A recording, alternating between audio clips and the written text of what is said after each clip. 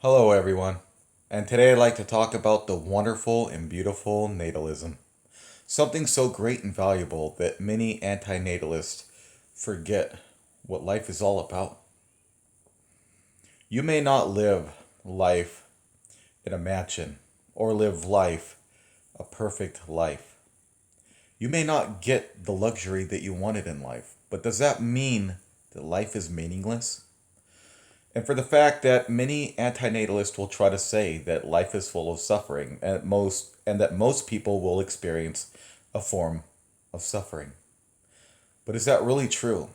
I mean, what is suffering to you? To me, it's not depression. And it's not, oh, I skinned my knee today, I'm suffering. No, but it seems like many antinatalists will find the smallest things to say, oh, this is suffering. No, there is a lot of bad that does go on in the world, but the majority of people are at least happy. And even if some are depressed, they're not suffering. Suffering to me is okay, you have two forms of suffering: mental and physical suffering. Okay, that's the only kind of suffering. So, the people that are physically suffering, okay, the majority are those that are on their deathbed, basically going through a lot of pain before they pass away. Yes, that is a form of suffering. They will go through that pain for days until they pass away. Yes, they suffered basically at the end. But in the grand view of it all, to me, that is something very small on a bigger grand scale. So, even on your deathbed, that's not the majority of your life. No, it's not. And then you have, you know, those that go through, okay, these forms of suffering: severe cancer, and medical health issues, heart complications, until you basically die. Now that is another type of suffering when it comes to physical suffering and physical abuse, of course. And then you have mental suffering, which is basically mental abuse mostly. I don't consider depression a form of suffering. And I've been through anxiety. I really don't consider that suffering either. Mental abuse, something that is basically forced upon you. Yeah, that right there is mental suffering. But a lot of those people one day will find a way out and will find a better lifestyle. I'm not saying that, oh, you're better now. A lot of those people, yes, there's still going to be trauma, but they find they find a way in life. They find the happiness that will keep them motivated and and happy. They will. Maybe some of those people get into maybe anime or video games, and they keep their mind occupied. And it helps them to cope with what they've gone through. Even when it's over, they still think about certain things, and but you know what? The worst is over. Now, not all of them will make it out of a situation, and some might lead to a fatal end. That's horrible. Those I really feel for those people that didn't make it, that weren't strong enough to pull through. And it's difficult for a lot of people. A lot of people that are going through that, but that's not the majority of people. I mean, yeah, it sucks. It really does. But there's still a lot of people that will find happiness and get out of that situation. And I also believe that what goes around comes around. So, no, I don't know their pain. Okay, I have a different sort of pain that I've gone through in life. But yeah, I was bullied as a kid. But to me, that's not suffering. I went through something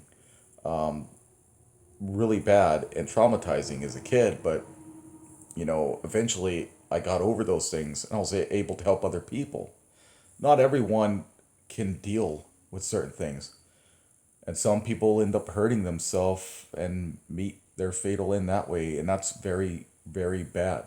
to do something to yourself. You know, people don't deserve to go through harsh times. People don't deserve it. But at the same time, why would you do something so dumb and stupid? Why would you do something to hurt yourself? Your body is a temple. Don't hurt your body. You know, if there are things that hurt you in life, you will find a way to pull through. Talk to someone that you can trust. If you don't trust in anyone, then find something that will make you happy. Find something in life. If you like video games, get into those. If you like anime, start watching it. It doesn't matter. You like building things, the Minecraft, or Legos, something that makes you happy, something, and you know what? It's not easy, but you have to find something that makes you happy. Don't just keep leaning on something that makes you unhappy because you'll never get through it then. But anyways, the majority of people are happy out there. That's what I have to say. And even if you are somewhat depressed or have depression, you can still find something that will keep you moving on and make you happy. You have to hold on to those happy thoughts because if you don't, you're going to let it consume you. But for the majority, you know, you go through certain things in life, it will pass. Not for everyone, but for the majority, yes. So I don't consider it suffering unless you go through something so severe that it ruins your life completely. And that's a smaller few than other people because other people recover. It's called recovery. No, not everyone will, but the majority will. See, what they're doing is, let me just give you an idea here. Let's just say that I'm one unhappy person out of 1,000 people. I'm one unhappy person, and my life is completely miserable. It's not really, I'm just giving an example. Should I say, you guys should not exist because you have not lived my life of depression, sorrow, and the burden that I have to live. So you all shouldn't be able to exist. Do you get what I'm saying? Because I'm unhappy that none of you should exist?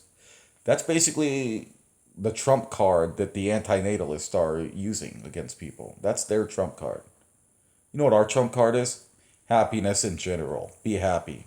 Hold on to those happy thoughts. Don't let sadness consume you. Because you're doing that to yourself by holding on to things and creating your own grudge. And it sucks. It really does. And I feel bad for a lot of those people. They're going through a harsh reality. But even when some of them get over that harsh reality, and they can finally be happy, what's holding them back? It's harsh, but it's true. We have to keep ourselves occupied, our minds occupied, because if you don't, your mind will wander.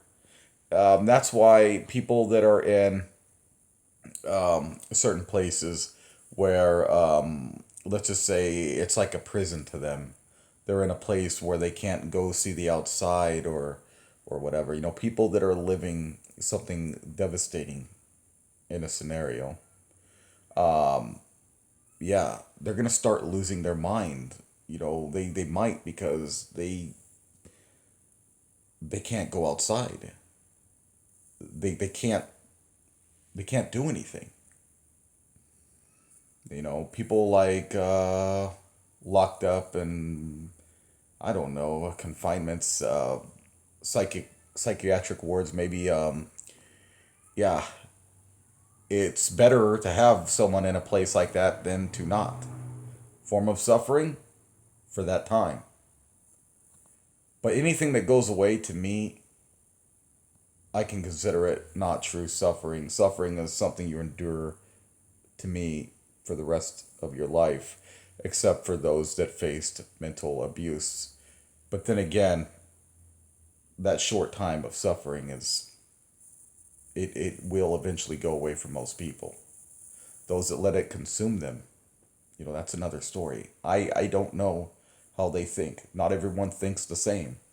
But for them, they let it consume them. I've gone through some really, really, really harsh stuff in life. And here I am. I've been on my deathbed before. But I'm here. I'm happy. And you know what? Only the strong survive. That's something I've always heard. Only the strong survive. And that's the majority. Majority of people are strong. They are mentally and physically strong. Okay, maybe not physically like the Hulk, but they're strong enough that they can get out of bed and take a few steps or so. They can hold up a good 100 or so, 100 and something, 200 something, 300 something pounds and move around. To me, that's strong. If you have the ability to stand up out of bed and at least take a few steps, you're strong. If you can walk, you're strong. Your body has that willpower. That's what I mean by strength. And mentally strong, you have the ability to think for yourself and think what you want in life. The ability to want is strength. Because you have the ability to think for yourself what you want, not what they want. This is what you want. Isn't that powerful? This is you telling your brain, your brain telling your body, this is what I want. That's how powerful the mind is. Yet we get no credit. These antinatalists, 99% of people will endure suffering some point in time of their life. Because I skinned my knee today, I should just not live. Are you kidding me? Because this is what it sounds like. This is what it sounds like. You go through something so small and they call it suffering. Any kind of pain is suffering to them. No, pain and suffering to me are two different things. Everyone will go through pain in their life, but the majority will not go through suffering. Everything can be controlled except for the scenario that you're in, like health problems or abuse that you cannot control. But many of those people, when it comes to mental abuse, will find a way out. Remember, what goes around comes around. And also, energy cannot be created nor destroyed. So if this person didn't give birth to you, then some other person down the years will. And you will exist at a different point in time. Basically. Because life cannot be created nor destroyed. You will exist. It's a matter of when.